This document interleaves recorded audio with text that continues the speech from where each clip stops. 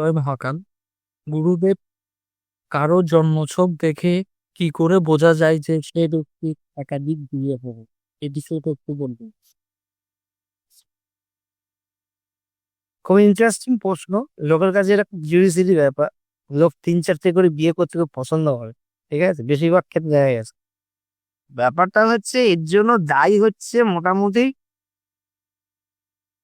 শনি মঙ্গল শুক্র। ঠিক আছে, একাধিক বিয়ে করার টেন্ডেন্সি তার প্রভাব থাকে যে ঠিক আছে, একটাতে পোষাচ্ছে না, আমি আর একটা করি। যদি 7 নম্বর ঘরকে বিবাহ কারক ধরা হয়, কেতুর ঘরকেই ধরা হয়। কেতুই অ্যাকচুয়ালি, কেতু যেমন জীবনকে সন্ন্যাস করে, সেরকম বিবাহ জীবনকেও কিন্তু নির্ভর করে, মানে যে সন্ন্যাস সেই বিবাহিত।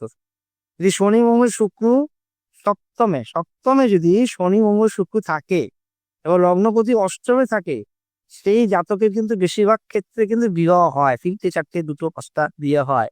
আর সেটা টিকেও যায়। এ নয় যে টেকে না, ডিভোর্স হওয়ার পর আরেকটা হচ্ছে, আরেকটা রকম না, টিকেও যায়। এ একসঙ্গে 4-5টা রেখে দিয়েছে। বড় বড় রিচ ফ্যামিলি রেখে দেয় না, যে ঠিক আছে বিয়ে করার পরও আমি আরেকটা করে রাখছি, আরেকটা করে রাখছি। তো এইটা প্রবণতা বাড়ে এই কটা গ্রহের জন্য, শনি মঙ্গল শুক্র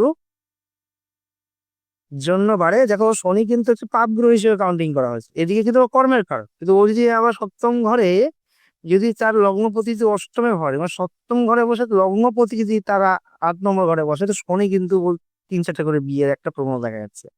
মঙ্গলের ক্ষেত্রেও তাই আছে। মঙ্গল কিন্তু যুদ্ধের কারক, কিন্তু মঙ্গল কিন্তু আবার কামকেও বোঝায়, কাম মানে কাম প্রভু সূত্রকেও বোঝানো হয় কিন্তু। ঠিক আছে, এদিকে শুক্র তো আছেই, কিন্তু সৌন্দর্য, বৈভব, তারপর হচ্ছে তার রিল্যাক্সেশন, তার তো ঠিক আছে, সুন্দর পুরুষ হোক নারী হোক, ঠিক আছে, তার প্রতি একটু আকর্ষণ করে হাত পা টিপে দেবো, একটু ঘাট টিপে দেবো। আমার আমার পিছনে 4টে মেয়ে ঘুরছে, আমার পিছনে 4টে ছেলে ঘুরছে, তো এইগুলো মানে যে এই গ্রহগুলো, তো যেহেতু এখানে মঙ্গল পাপ গ্রহ হচ্ছে না, মঙ্গল কিন্তু ভালো গ্রহ, কিন্তু শনি আর শুক্র কিন্তু পাপ গ্রহের মধ্যে পড়ছে।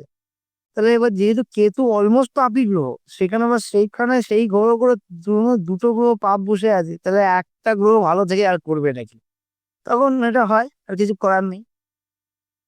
আবার এটাও দেখা গেছে, শুক্র যদি সপ্তমে থাকে, শুক্র যদি 7 নম্বর ঘরে থাকে, সেখানে যদি আবার চন্দ্রও থাকে, চন্দ্রের সঙ্গে যদি 7 নম্বরের সঙ্গে আবার বুধ থাকে, তাহলে তার 3টে বিয়ে কনফার্ম। বেশিরভাগ ক্ষেত্রে কনফার্ম বলবো না, যেটা হবে। ঠিক আছে, স্বামী বিবেকানন্দ মানে, হ্যাঁ, তো মানে দেখা গেছে যে ওনার বিবাহ যোগ ছিল, কিন্তু করেননি উনি। কিন্তু সন্ন্যাস জীবন যাপন, কেতু সেই জায়গার মতো একটু সন্ন্যাস করে দিয়ে, কারণ গুরু সঙ্গ এমন পেয়েছেন যে তিনি আর এই সংসারের দিকে যান, তিনি তিনি সংসার করতে যাননি, সমগ্র বিশ্ব সংসারকে তিনি গোছাতে গেছেন। কেন গেছেন? তার গুরু হাই লেভেলে ছিল।